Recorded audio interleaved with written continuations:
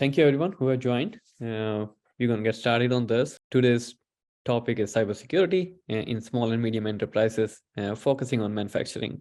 We will talk about the implementation that at Youngtronics we have done. But before we get to that, I'll like to introduce myself and Youngtronics in quick 20 seconds. So my name is Mayank Batra. I manage IT and delivery at Youngtronics as well as a sister company of Youngsoft.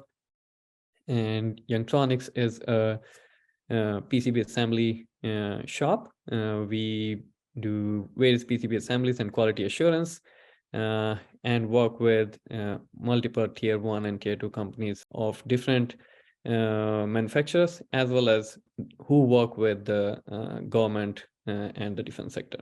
I have today with me David, is from SensCy. David, can you quickly introduce yourself and we'll get moving?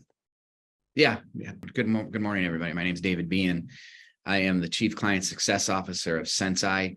SensCy stands for Sensible Cyber.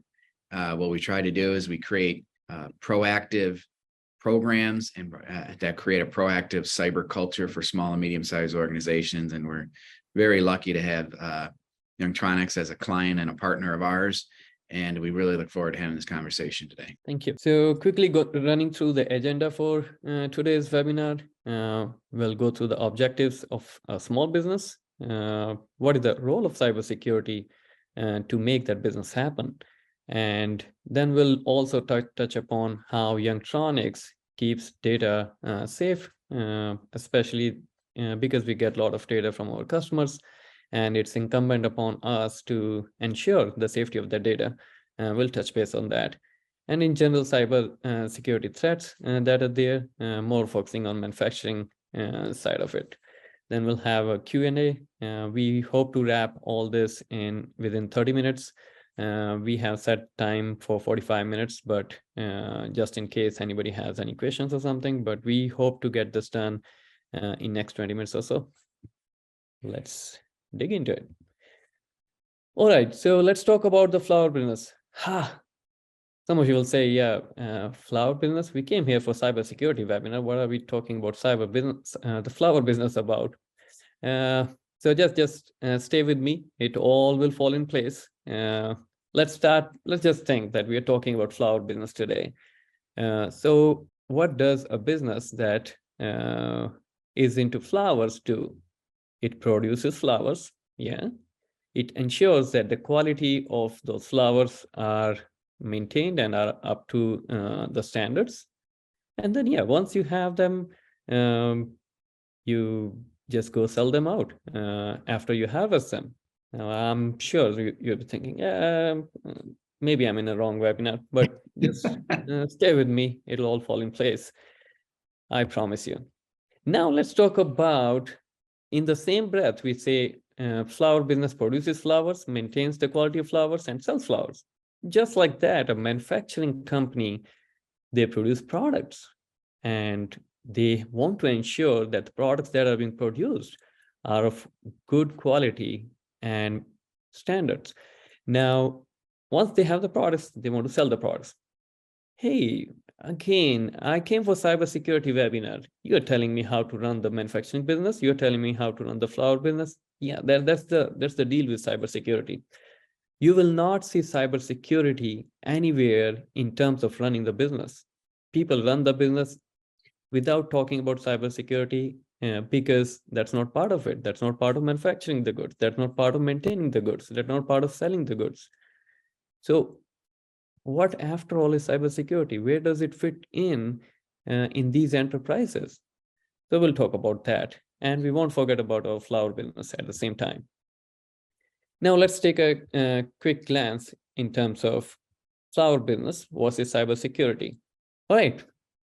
For a flowers business, you will rely on a gardener. You will rely on the gardening practices to make sure the end products, the flowers, are coming up well.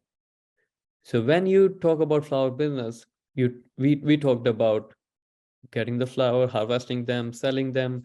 We didn't talk about gardening, but that's what helps getting the flowers to where they are. Similarly, cybersecurity does not run the business. It's more of if you have to get to those good finished products, you want to make sure that in the process, there's no impact on your internal technology, your internal transmission. So it's all underlying. But in end of the day, if you don't take care of that, you will not get those finished products.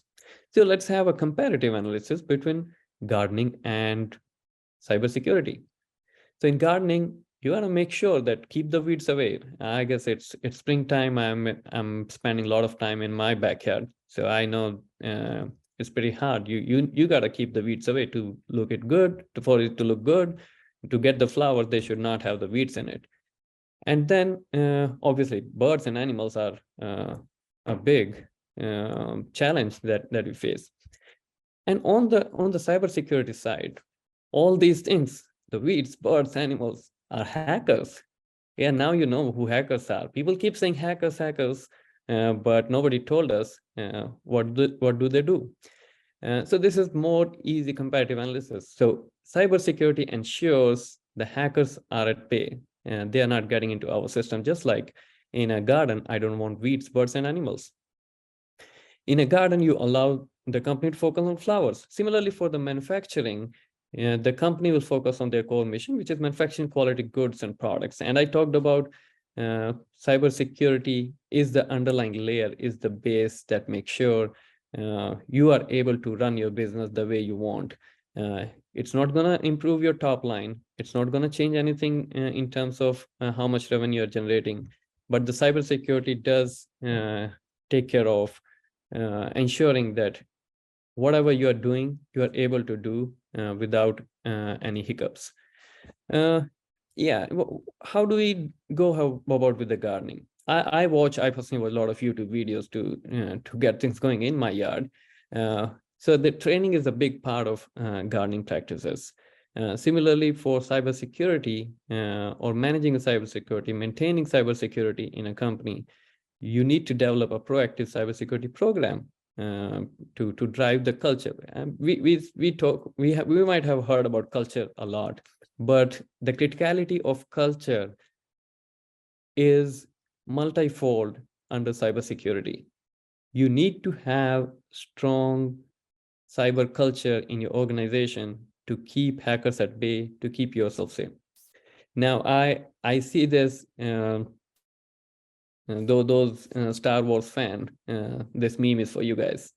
So I have spoken. If I'm taking care of all these things, hackers will stay at bay. Nobody's gonna come and hack into my account. So we have David here. David, I talked about culture. I guess you guys are helping us and others as well in terms of maintaining the culture of cybersecurity, maintaining the cyber health, maintaining the awareness. In case you just want to, you have something to talk about in culture in the cybersecurity. Yeah, no, thanks, Mayank. I love the flower business analogy you're doing here. Yeah, culture is extremely important when we're talking about cybersecurity. If just a quick stat, all right, and these are statistics, right? There for small and medium-sized organizations, the attacks on small and medium-sized organizations over the last 12 months is up over 400%. So when small and medium-sized organizations say, we're not a target, we're just a small company over here doing our thing. No, that's not true. You are. And so there's certain things that every organization should put in place to drive that culture like you're talking about, Mayank. And they don't need to be expensive, and they don't need to be complicated. And,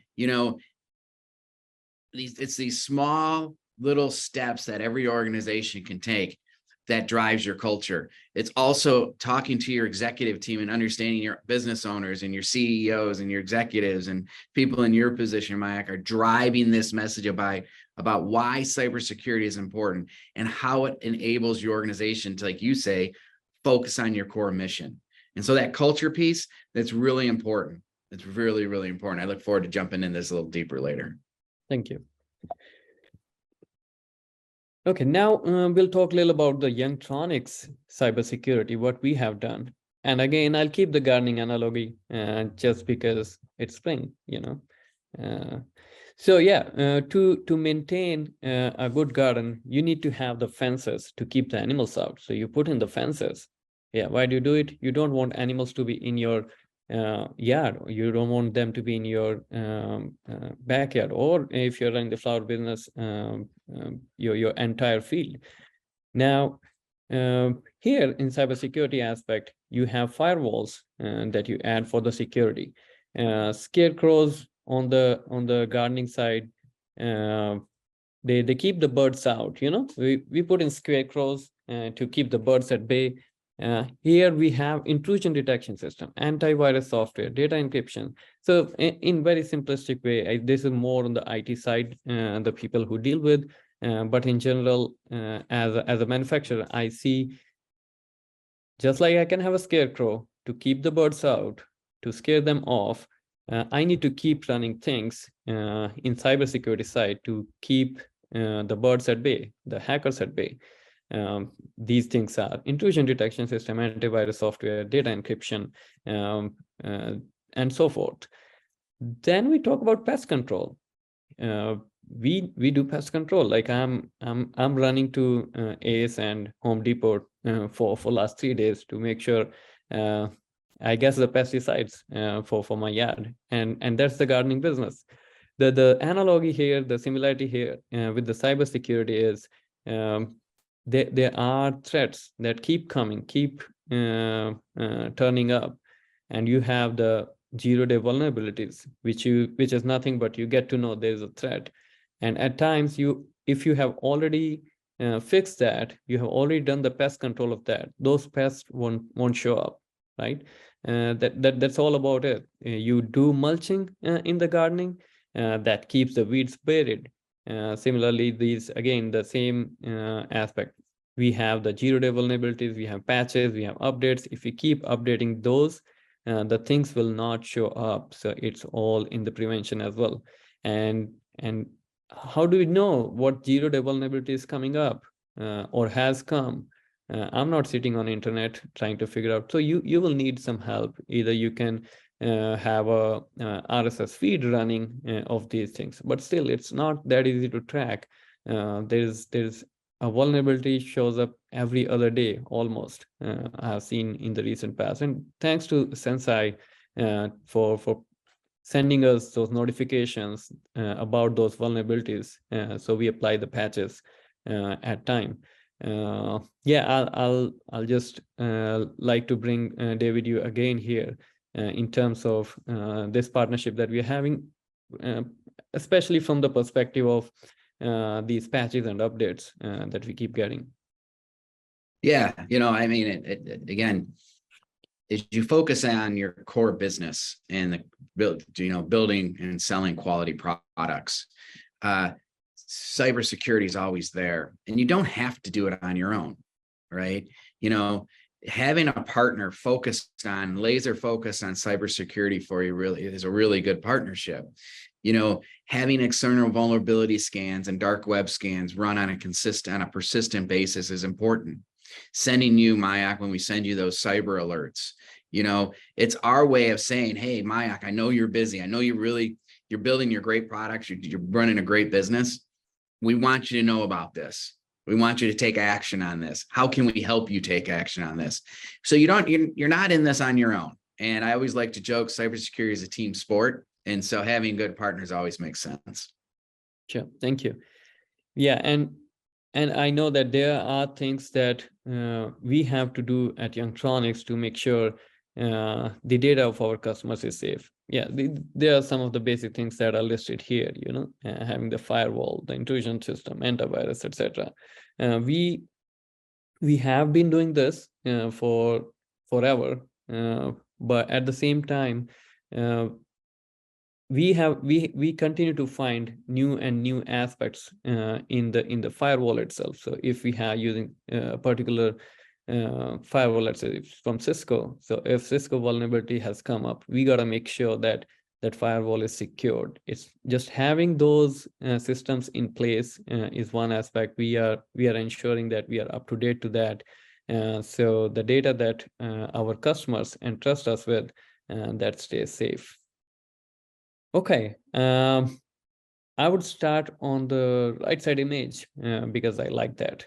I guess exactly defines what employee awareness, why employee awareness is important.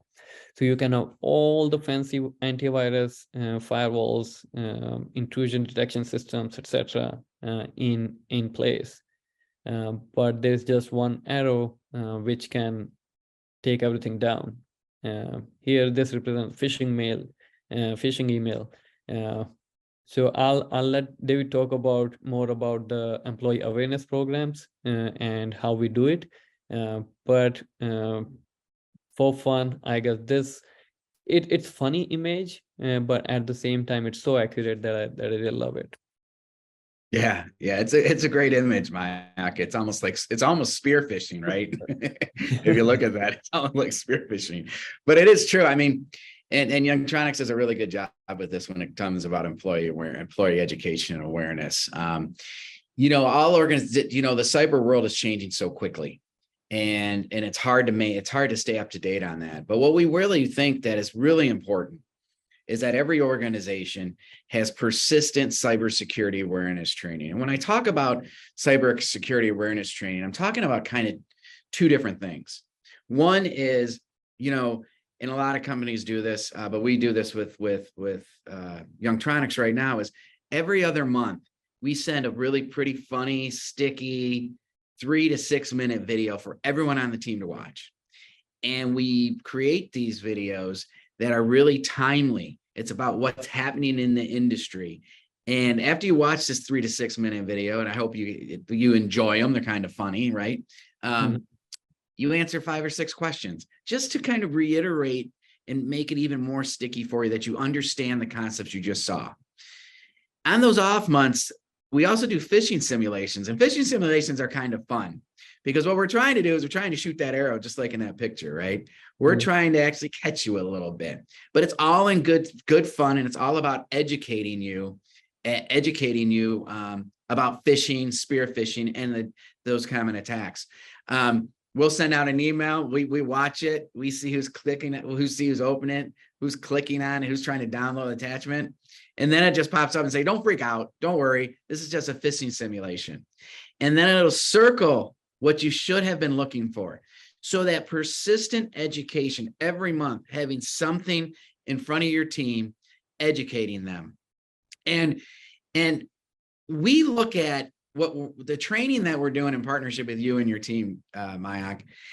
It's really, it not only impacts and protects your organization, but it also can protect them in their personal lives. The things that you're bringing to your employees at Youngtronics not only protects them, but it also protects their personal lives. The things you do at work, you can do in your personal lives. We do some other fun things too with you, right? I was happy when I was in Mayank's office not too long ago. I saw his cybersecurity awareness posters all over. They're just fun kind of posters that allow for you to look at those things. And it's just a simple reminder, around passwords, around phishing emails, things that you should be doing. And then every organization, right? If you think about it now, every organization has HR policies, finance policies that they make sure that their employees are aware of. It's kind of the foundation of your organization. Cybersecurity policies are just the same thing. Nobody likes policies, right? But they're important in their foundation for a good cyber program and a cyber culture. And they don't need to be all techie. They can be in plain language. And that's the great thing about working with you, Mayank. You've been able to do that with your organization.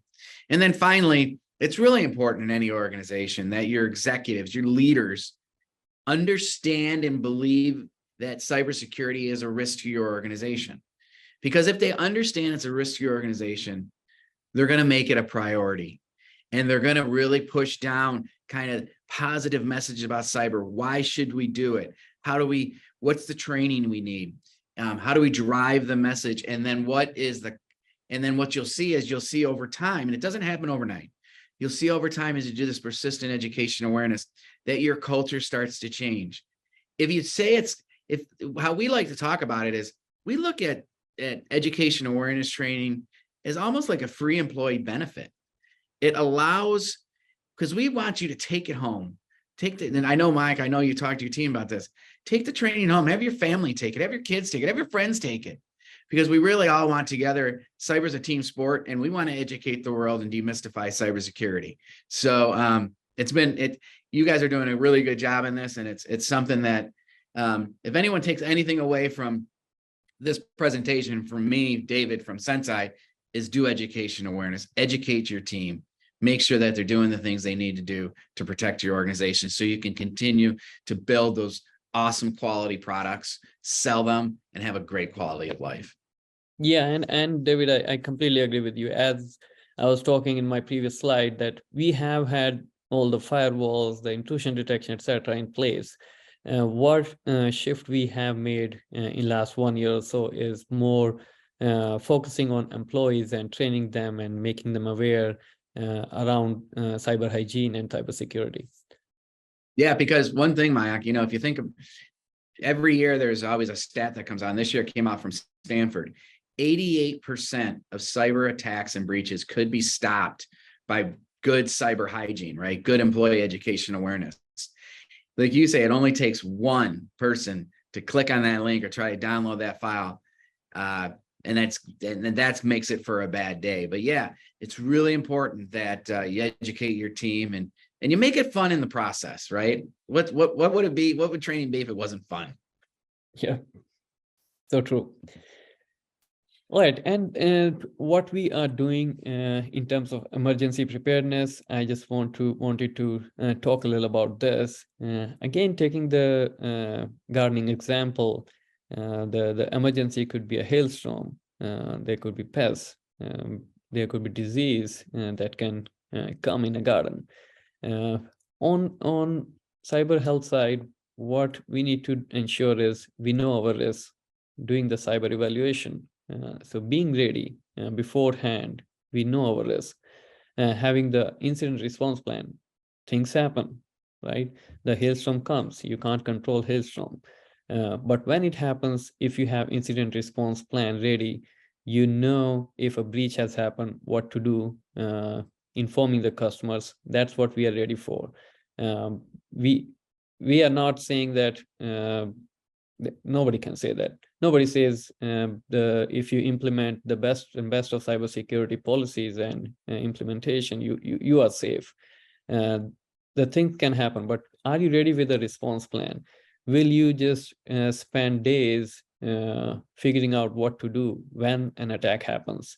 So it's very important to be ready, be prepared for the worst in the cybersecurity as well.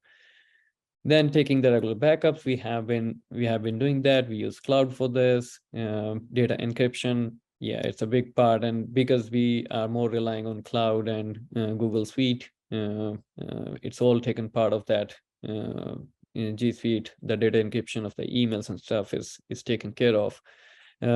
External scans and monitoring and detection. Again, SensCy is helping us with this.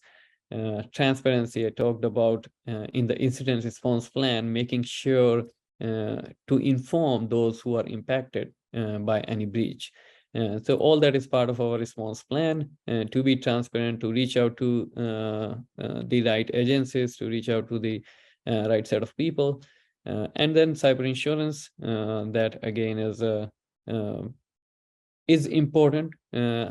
People, especially when we are in manufacturing, we tend to see it as an extra cost. But again, that's what insurance is. It's the insurance for the hailstorm, so yeah, that's what we have been doing, and thanks to SensCy for helping in at least a lot of these things, in fact, in terms of being prepared for the emergency. Okay, now you'll say, okay, we have been saying we are doing X, we are doing Y. How do we show it? How do we show to our customers that, yeah, we are serious about it? It's not just the talk, but we are walking the talk. So we leverage the Cyber Health Score provided by SensCy to do an assessment of Youngtronics Cyber Health Score. wherein different parameters are taken care of, like the email security being one, the patches and updates being another, the employee training. So how Youngtronics is doing, what they have policies in place, procedures in place. Based on that, SensCy provides a score. So we started, as you see, in August last year. The score was 647, and we have been able to implement those guidelines and suggestions, and right now it stands at 882. I'm not a big fan of taking the score up. I'm hoping and thinking, because things happen, it'll come down, and that'll tell us like what we are doing wrong as well. I see this as a continuous improvement today, which is great.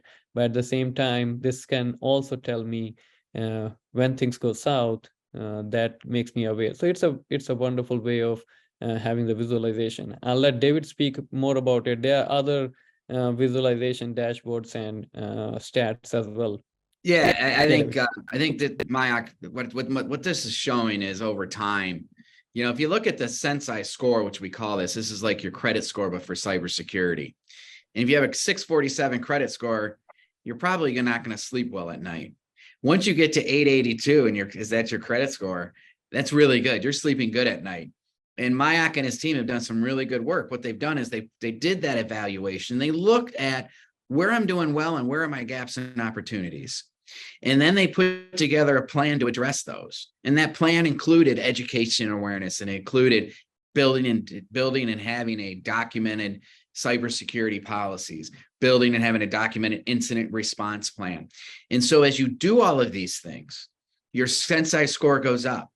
And you can see over time how it's gone up. Now, Mayank was correct. It will go down. There's going to be things that they're not, that when we check in with them, they haven't done. They haven't done because they're busy. So what we do is we hold them accountable. And we tell them, hey, Mayank, you and your team need to be better at education and awareness. Here's your phishing data. Here's your click rate. It's too high. How do we work together to bring that down so your Sensei score can go back up? It's a partnership. As I said earlier, cybersecurity is a team sport. And the team at Youngtronics led by Mayank, it's really kind of starting to focus on cybersecurity. It's putting all the things in place that drive your cyber program, that over time drives your cyber culture. And I think we talked a lot about culture today. And there's just certain things you can do around cybersecurity to drive that culture. We like to say at SensCy, cybersecurity is like a chronic disease. It's always going to be there with you. It may get worse over time, but there's things you can do to manage it and to still have a great quality of life. And so 882, you're part of the 800 plus club, as I like to say, Mayank. You and your team are doing a great job, and they've been great partners, and we're going to continue to hold you accountable to make sure that you guys are doing the things that you need to do to drive that cyber program and cyber culture. Absolutely. Thank you. I guess that was more of it, what we wanted to talk about in terms of what Youngtronics is doing to keep data safe for our customers, and in general about cybersecurity. This one slide is more a read-up slide. What are the security threats to manufacturer that are out there, and what can manufacturer do? Again, we talked about most of the things already. One aspect is the IoT attacks. Industry 4.0 is the buzzword. It's more than buzzword now. And because of that, the surface area is becoming more and more. And that's a challenge. That's the cybersecurity threat, as much it's an opportunity. Ransomware, intellectual property, insider threat, they have been there. Again, insider threat, we talk about putting procedures and processes in place to ensure we get away with those. What should manufacturers do? We talked about this, having a proactive approach. I'm not going to talk about segmenting the networks. It's too technical for this webinar, but executive sponsorship, it's important. We talked about culture, and not just having employees trained, making sure executives are well versed with it. They are driving this education and training. We keep repeating this. That's the key. And then lastly, ask for help. If just like at Youngtronics, we did not have enough resources to focus on cybersecurity. We had capability. We had people who could drive this, but they didn't have time. They were already busy with different stuff. And as I say, like, we already could have done it, but we did not, and there are other companies who probably could not. They don't have resources. And that's where having a partner, looking at a partner, could be helpful. And we looked at SensCy, and I'm glad that we did. And this has been a wonderful journey. David, any closing comment on this? No, I think, again, I for- think, I thank you for having me on this webinar with you, Mayank. I think our partnership is great. I think that the points you talked about are really important, things that every organization should know. And again, cybersecurity, everyone's getting attacked.